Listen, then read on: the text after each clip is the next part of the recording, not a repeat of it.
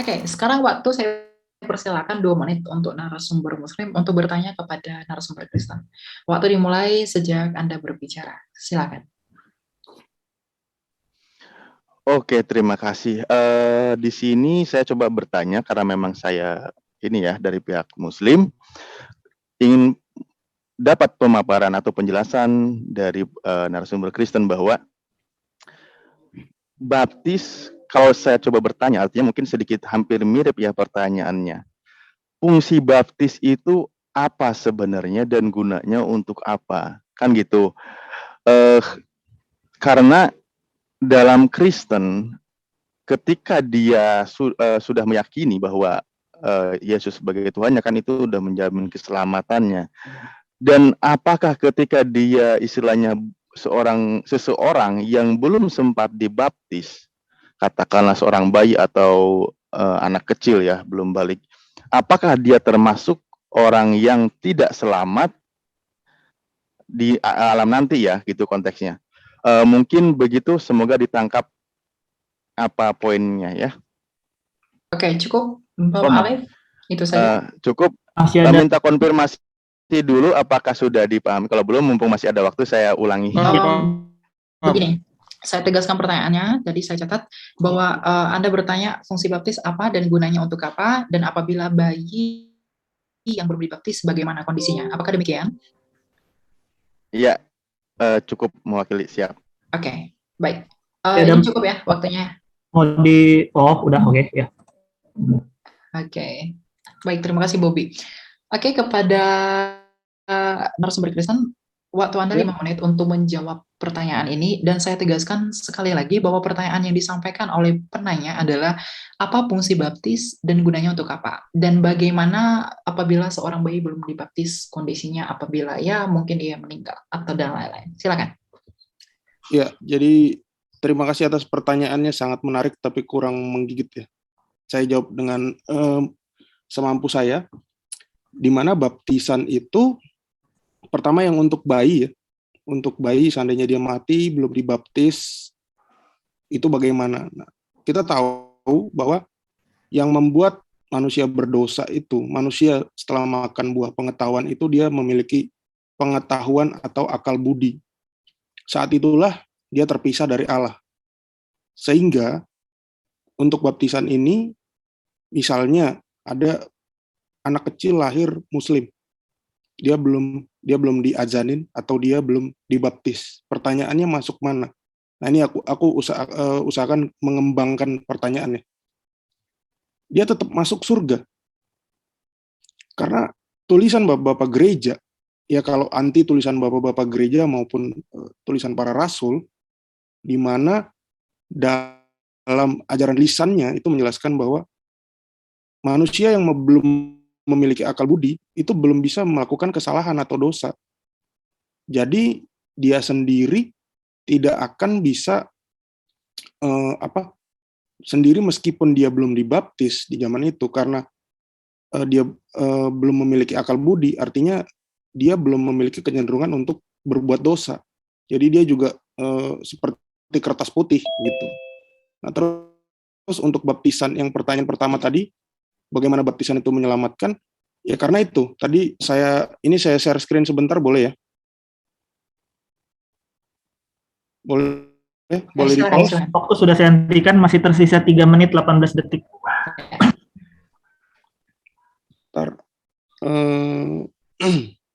Sebentar. Saya disclaimer ya, dalam diskusi ini apabila Anda ingin share screen atau melakukan aksi apapun dalam diskusi ini yang sekiranya diperlukan, silakan ya. Oke, ini saya share screen. Sorry ya, dari laptop jadi agak lama. Oke. Dalam 1 Petrus 3 ayat 20. Jadi di sini ini baptisan ini adalah gambaran penyelamatan, di mana yang udah pernah terjadi yaitu Nuh. Di Muslim juga setahu saya ada Nuh ya.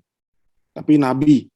Nah, jadi di sini dijelaskan bahwa dengan kiasannya itu yang diselamatkan oleh air, maka kamu diselamatkan oleh kiasannya yaitu baptisan. Maksudnya bukan untuk membersihkan kenajisan jasmani, melainkan untuk memohonkan hati nurani yang baik kepada Allah oleh kebangkitan Yesus Kristus. Jadi konsep yang awalnya jasmani ini berubah menjadi rohani gitu.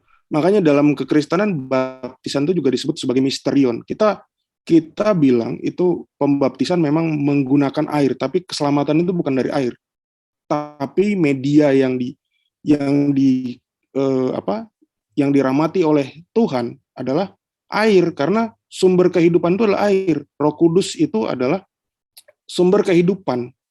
Dan makanya kami sudah tidak perlu seperti, makanya saya jelaskan tadi, orang Yahudi dulu juga melakukan, kalau kita baca kitab Imamat 20 ya, itu orang Yahudi apabila dia mengeluarkan lelehan dari lubang kelamin, darah atau air mani ya, itu dia harus melakukan mikveh, di mana untuk membersihkan dari kenajisan gitu.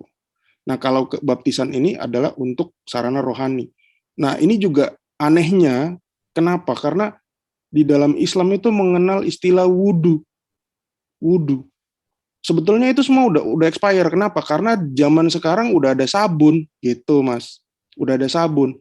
Di mana mau kita cuci pakai air bolak-balik, kita juga nggak bisa bersih. Kita nggak bisa bersih dari yang namanya najis, karena harus kita bersih pakai antiseptik atau pakai sabun gitu. Contohnya nih, kita diskusi tentang keilahian. Kita nggak bisa, kita kan juga mesti bersih juga kan. Istilahnya kita juga mesti menjaga kebersihan kita. Kalau ngomong gini, kita mesti sikat gigi juga mesti pakai odol kan. Nggak bisa kita cuma pakai air saja untuk kenajisannya. Tapi kita punya di dalam iman kekristenan, kita mempunyai sesuatu hal yang lebih besar yang menjadi kasih karunia Tuhan kepada kita, yaitu apa? Yaitu Roh Kudus yang kita terima di semua orang Kristen melalui baptisan gitu. Mungkin itu saja. Masih ada waktu nggak? Masih 37 detik, mau dimanfaatkan. Ya, itu mungkin itu aja ya. Itu aja. Terima kasih. Waktu saya hentikan. Oke. Pertanyaan dari narasumber Muslim sudah dijawab dalam sesi ini, dan kita kembali kepada penanya Muslim. Mohon maaf, maksud saya penanya Kristen. Waktu Anda dipersilakan 2 menit ketika Anda berbicara untuk bertanya kepada narasumber Muslim. Waktu dan tempat saya persilakan. Silakan, narasumber Kristen. Ya, tadi penjelasannya Bang Alip tadi itu ada tentang harus menggunakan Nabi Muhammad. Sementara dia itu adalah hanya seorang nabi, sama seperti nabi-nabi yang dulu ya. Dulu gelarnya juga nabi, Nabi Nuh, Nabi Adam, banyak Nabi Rong, Nabi apa gitu ya. Nah, permasalahannya kenapa hanya satu-satunya harus dengan Nabi Muhammad? Kenapa zaman dulu tidak pernah ada sejarah itu bersyahadat menggunakan nama-nama nabi gitu. Termasuk termasuk Nabi Ibrahim, Nabi Musa, orang Yahudi nggak pernah menyebut nama itu. Nah, mengapa harus pakai nama nabi yang udah meninggal? Apakah itu tidak menyalahi iman Islam sendiri yang disebut tauhid?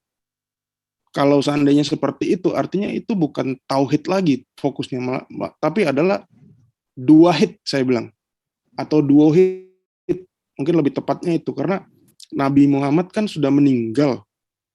Jadi menurut saya sih tidak, alangkah kurang eloknya seperti pertanyaan tadi saya, kalau disebutkan di dalam syahadat itu dia yang sudah meninggal, sudah mangkat, tetap menjadi landasan keselamatan gitu.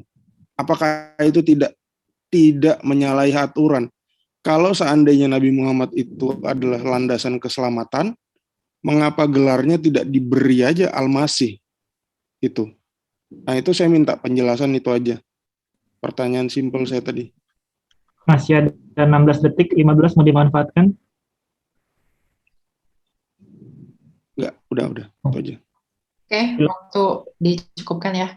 Dan saya tegaskan pertanyaan dari narasumber penanya. Beliau bertanya bahwa mengapa hanya satu-satunya nama Nabi Muhammad, padahal sebelum kenabiannya tidak melakukan, nabi-nabi sebelumnya itu tidak melakukan hal yang sama dalam pengakuan imannya. Dan tentunya penanya juga mengaitkan korelasinya mengapa ia tidak diberi gelar sebagai Al-Masih kalau itu merupakan sarana keselamatan dalam pengakuan iman Anda. Oke, kepada narasumber yang ditanya, waktu Anda 5 menit untuk menjawab pertanyaan yang demikian. Waktu Anda dimulai sejak Anda mulai untuk berbicara. Silakan. Terima kasih. Ya, di sini juga hal yang membedakan ya dengan keyakinan sebelumnya. Di dalam Al-Quran, saya coba kenapa meyakini bahwa harus mengucapkan ya, kenapa tidak ada di Nabi sebelumnya. Saya coba di surah 34 ya, surah As-Saba, maaf, ayat 28, Bismillahirrahmanirrahim. Wa ma arsalnaka illa kafatan linnas basyira wa nadira walakinna aktsarun nasi la ya'lamun. Dan kami tidak mengutus kamu Muhammad di sini kan, melainkan kepada umat manusia seluruhnya, seluruh alam semesta, dari seluruh manusia di muka bumi maksud saya, seluruh manusia sebagai pembawa berita gembira dan sebagai pemberi peringatan. Tetapi kebanyakan manusia tiada mengetahuinya. Nah, disinilah memang karena mungkin kawan kita di sini bertanya, makanya tidak mengetahuinya. Karena Nabi Muhammad itu utusan Allah yang memang sifatnya untuk seluruh manusia.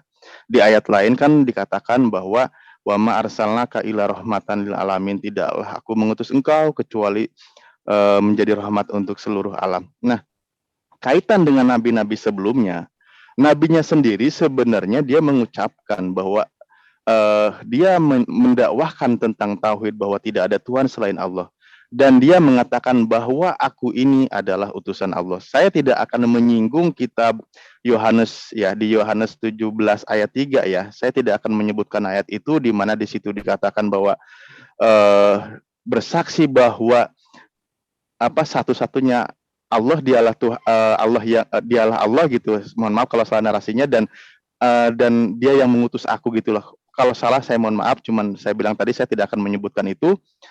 Nah, kalau di situ di keyakinan Anda mengatakan bahwa tidak perlu menarasikan sebagai seorang utusannya dan lain sebagainya, itu dipersilakan dan menurut saya logis karena itu sifatnya untuk lokal.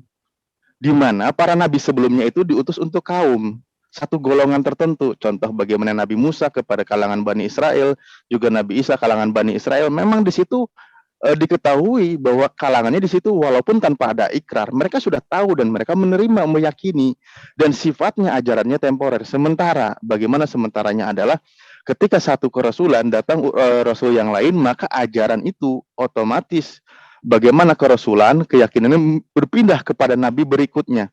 Nah, menariknya di sini adalah Nabi Muhammad diutus untuk seluruh manusia. Bukan hanya kalangan bangsanya saja, bukan hanya suku Arab saja. Nah, disinilah kami harus meyakini bahwa walaupun kami bukan sebangsa dengan kalangan bangsa Arab, walaupun kami berbeda jauh ya dari segi postur, bahasa, dan lain sebagainya, makanya disitulah berlaku. Dan ini harus sebagai kita tunduk patuh, mengikuti ajarannya sesuai dengan wahyu dari Allah, bahwa yang dikatakan di dalam hadis ya, di dalam hadis Rasulullah ketika tadi waktu di opening statement saya katakan ketika malaikat Jibril berkata, apa itu Islam? Apa itu ajaran Islam, kan gitu poinnya. Maka dikatakan Islam itu pertama, ingat bro, sama sekali tidak menyekutukan, bukan dwi tauhid atau apa tadi istilahnya. Pertama dia mengatakan bahwa meyakininya dan mengimaninya Allah sebagai satu-satunya Tuhan. Ini poinnya, menyebutkan dua. Satu Allah, dua Nabi Muhammad utusan. Nah, dalam meyakini kedua ini diposisikan yang berbeda. Salah itu ketika, ketika memposisikan sama. Misal umpamanya sama-sama meyakini bahwa aku meyakini tidak ada Tuhan selain Allah, juga Nabi Muhammad. Ini mohon maaf. Di situ akan salah. Di sini tegas poinnya. Pertama, meyakini bahwa tidak ada Tuhan yang berhak disembah kecuali Allah, dan meyakini bahwa Nabi Muhammad adalah seorang nabi, seorang hamba yang utusan Allah, di mana isinya adalah seorang utusan membawa risalah kenabian, membawa dakwah, menginformasikan nabi-nabi sebelumnya, di mana adalah tidak ada perbedaan dalam keimanan, semuanya nabi mendakwahkan untuk menyembah, hukum utamanya adalah menyembah Tuhan yang sama, yaitu menyembah Allah Subhanahu wa taala. Makanya ayat Al-Qur'annya banyak di situ dikatakan, ada surah namanya Al-Anbiya yang artinya para nabi. Di situ dikatakan bahwa wa ma arsalna rasulan illa mohon maaf saya langsung singkat waktu ya. Tidaklah aku mengutus orang rasul pun kecuali untuk mendakwakan bahwa tidak ada Tuhan yang wajib disembah kecuali Allah atau kecuali aku, kata Allah. Disitulah kalimatnya. Nah, poinnya makanya yang membedakan dengan yang lain adalah Nabi Muhammad itu memang perlu diyakini, diikrarkan. Wah, Masa berlaku kenabian. Oke, habis ya? iya Pak, habis. Silakan moderator. Oke, siap.